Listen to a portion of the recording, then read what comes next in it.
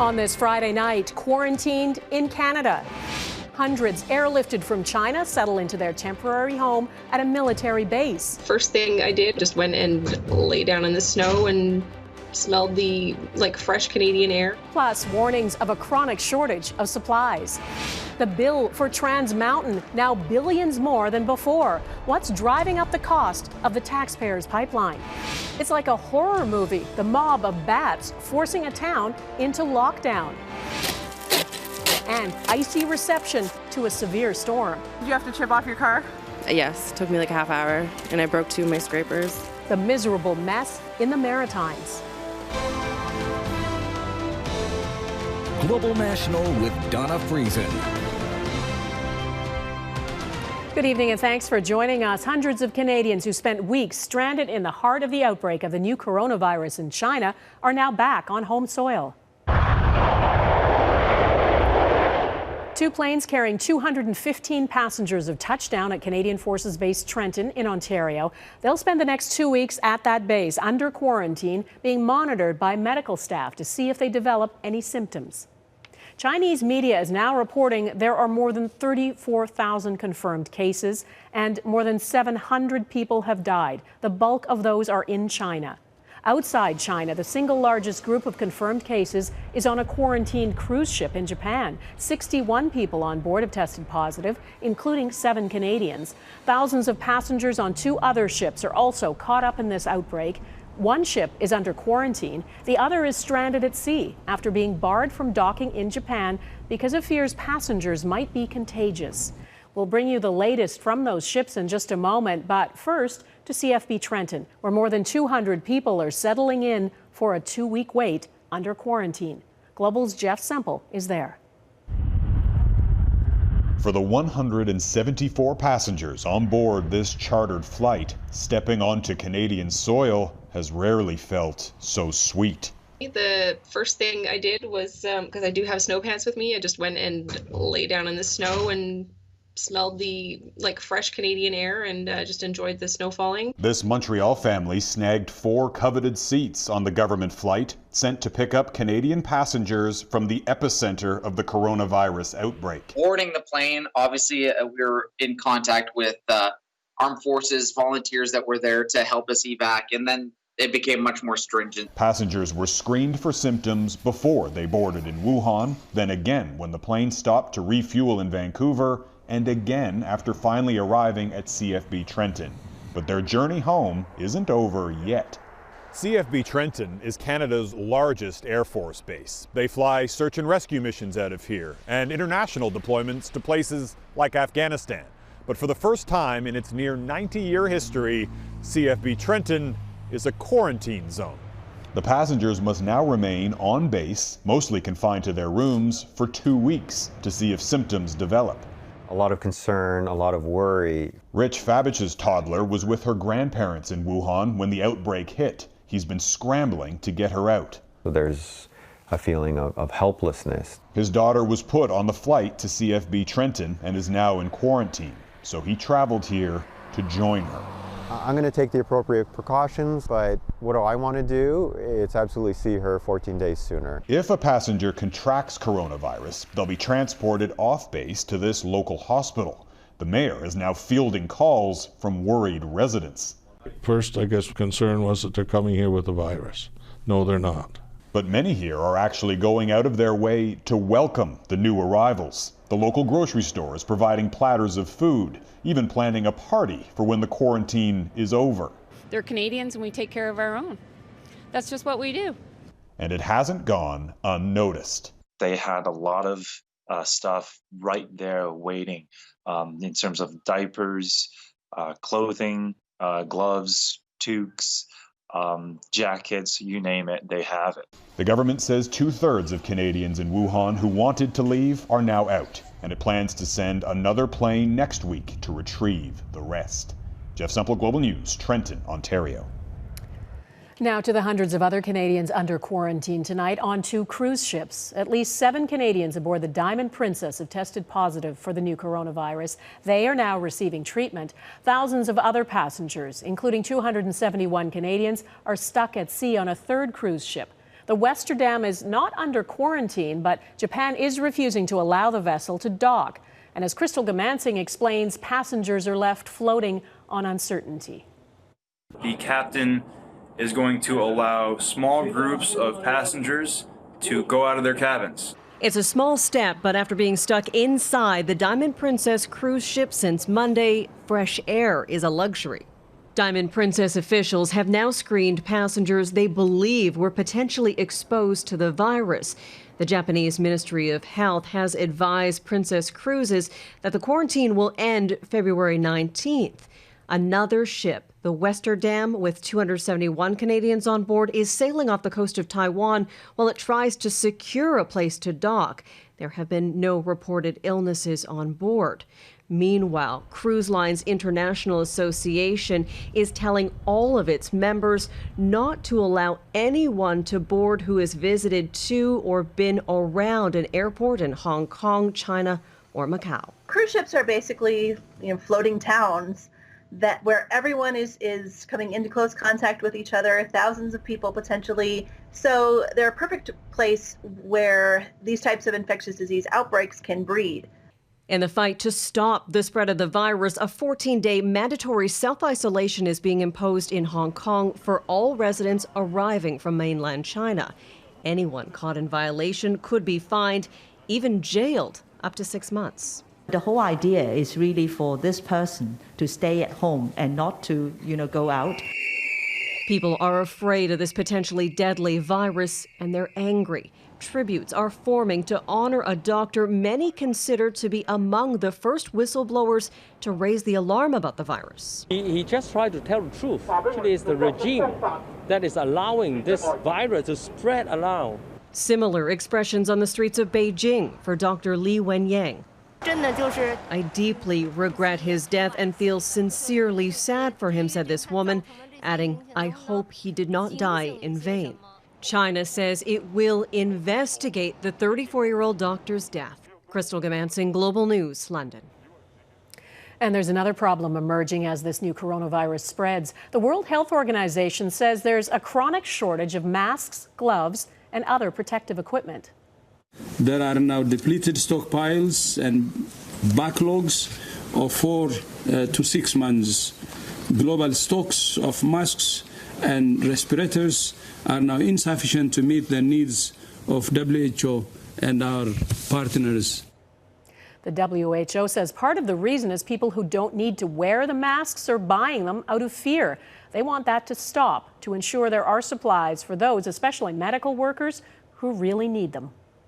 There is big news tonight about the pipeline project Canadian taxpayers own. The estimated cost of completing the Trans Mountain pipeline expansion has ballooned from $7.4 billion to $12.6 billion. That's in addition to the more than $4 billion the federal government spent to buy the project from Kinder Morgan.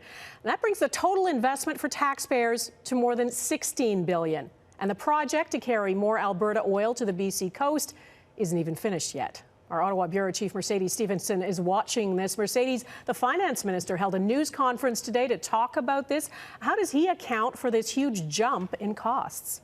Well, Dawna, Finance Minister Bill Morneau says the pipeline today is dramatically different from the project that Kinder Morgan had planned in 2017. And while the new number has many gasping in sticker shock, Morneau says the increased costs mean a better pipeline, both in terms of the build and social license. The two biggest factors in the cost increase that he identified: changes in the pipeline's design and the court-mandated Indigenous consultations that had to take place before it could be built. The new blueprints, he says, make it more environmentally friendly and safer. And those consultations, of course, took time and money, as the government met with 129 Indigenous groups, some of whom still oppose the project. The CEO of Trans Mountain also said that these delays were one of the biggest factors in the increased cost. Mercedes, when the Prime Minister made the decision to buy the pipeline project, the idea wasn't to keep it forever, but to turn around and sell it once it was de-risked. There are proposals now to buy it, including from Indigenous-led groups. Can they afford to buy it now, and is it still commercially viable?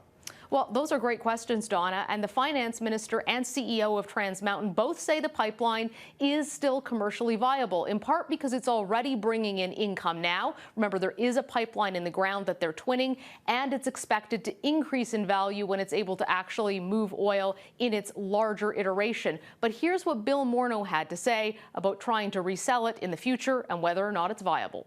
We went through a due diligence process to consider how this would be commercially viable. This was in the range of considerations that we looked at. Of course, the project will deliver $1.5 billion of available cash flow once it's finished, which means that it remains commercially viable. This pipeline expansion has been promised for years as a way to get Alberta oil out to markets other than the U.S., and there have been all kinds of delays up till now. Now this $5 billion increase. What's the latest timeline, Mercedes, on when it will get built and when it might be sold? Well, Dawna, shovels are already in the ground and they're moving forward. But as for when it will be sold, that remains to be seen. The finance minister said today that they'll sell when the time is right, and they're convinced they'll be able to find a buyer even with the higher cost. But who will be willing to buy it and when that might happen remains to be seen. All right, Mercedes Stephenson in Ottawa, thanks. The other big decision looming for the federal government is also in Alberta, the Teck Frontier oil sands mine. And tonight, Alberta is warning Ottawa not to give the province an aid package in lieu of approving it.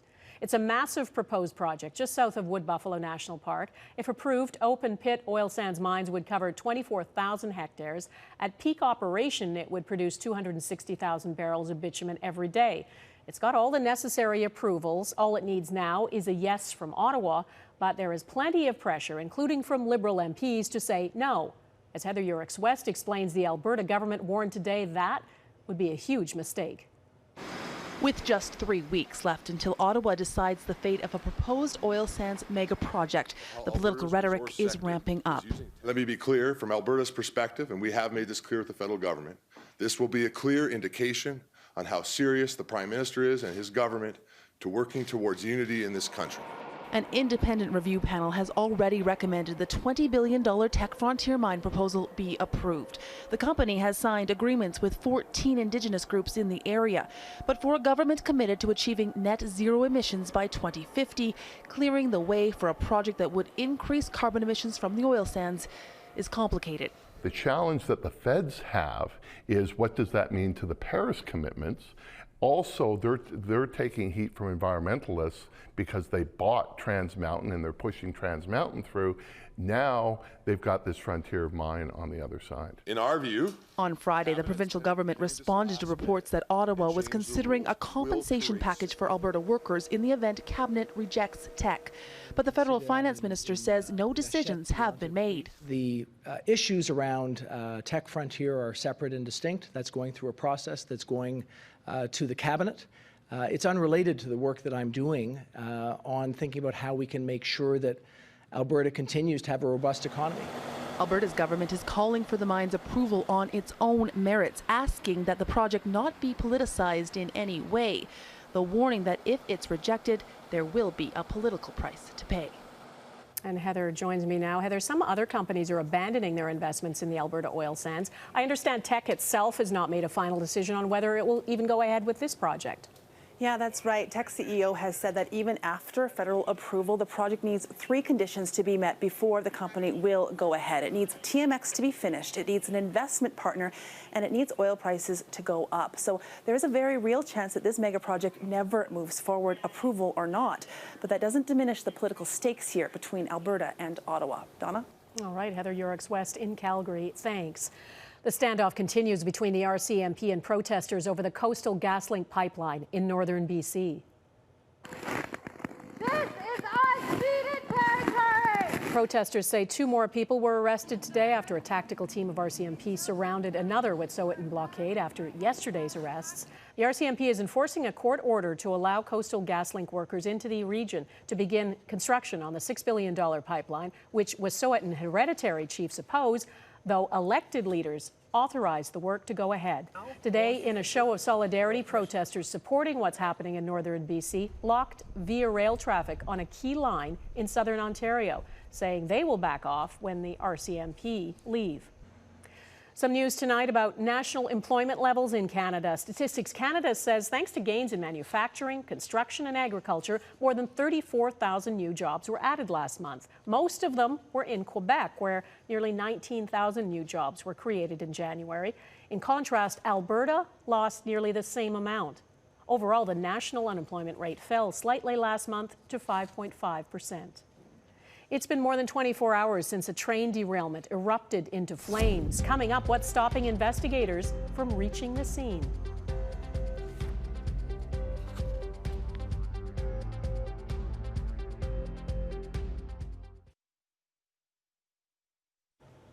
Oil cars from that derailed CP train in central Saskatchewan are still burning, sending thick black smoke high into the sky, and it's preventing investigators from reaching the site. 31 cars carrying crude oil left the tracks. A dozen burst into flames near Guernsey early yesterday morning. The second crude oil train to jump the tracks in that area in under 2 months. Canada's Transportation Safety Board is investigating both derailments, which happened less than 10 kilometers apart. The amount of trains that are going through and the amount of oil carried on those trains is just, it's mind-boggling, and really I wish they'd get some pipelines built, because especially now when it's twice so close to us, and it could have been in town easily. Prime Minister Justin Trudeau has arrived in Ethiopia's capital as part of an 8-day charm campaign. He's hoping to convince African leaders to back Canada's bid for a United Nations Security Council seat. Our chief political correspondent, David Akin, is traveling with the Prime Minister, and so is someone else. David? Well, Dawna, that secret weapon is Masai Ujiri, who basketball fans know is the president of the reigning NBA champion Toronto Raptors. Ujiri joined the PM's delegation in Ottawa, made the 17-hour journey here to Addis Ababa. Ujiri, who is Nigerian, joined Trudeau as he was welcomed by Ethiopian Prime Minister Abiy Ahmed. He says his role here will be to open doors. I have relationships with leaders here, and any way we can help, anywhere I can help, it's a big part of making the world better. Basketball fans know Ujiri is not the only African connection with the Raptors. All-star Pascal Siakam is from Cameroon, center Serge Ibaka is from Congo, and forward OG Anunoby has Nigerian roots. Trudeau and Ujiri will be here in Ethiopia until Monday. That's an unusually long stay for a Canadian Prime Minister in any one country, but Trudeau plans to use that time to meet as many of the leaders as he can from the 54 members of the African Union.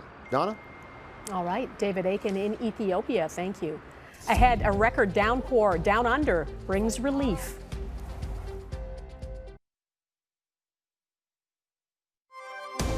You're watching Global National. It's being called a bat tornado. This colony of fruit bats has invaded a small Australian town. There are about 300,000 of them in a town of just 4,300 people. Locals say they smell, they constantly screech, and they worry the bats are a potential health risk. Australian bats are known to carry a rabies-like disease that's transmitted through scratches and bites, though experts say the potential to contract it is low. So much rain is falling in Sydney, Australia. Forecasters are warning of potentially life-threatening flash flooding. Severe weather warnings have been issued for parts of New South Wales, with damaging winds, heavy rain, and abnormally high tides expected. And Friday was the wettest day recorded in well over a year in Sydney. It's hoped that rain will help firefighters in New South Wales get 17 blazes under control. Antarctica has recorded its hottest temperature on record. A research station on the northern tip of the continent recorded a high of 18.3 degrees Celsius, and that breaks a previous record of 17.5 degrees in 2015, a rise of nearly 1 degree in 5 years. The Antarctic Peninsula is one of the fastest warming places on Earth. Nearly all the region's glaciers are melting. Scientists say it has warmed nearly 3 degrees Celsius over the last 50 years. Snowstorm sequel next. Another winter blast slams Atlantic Canada.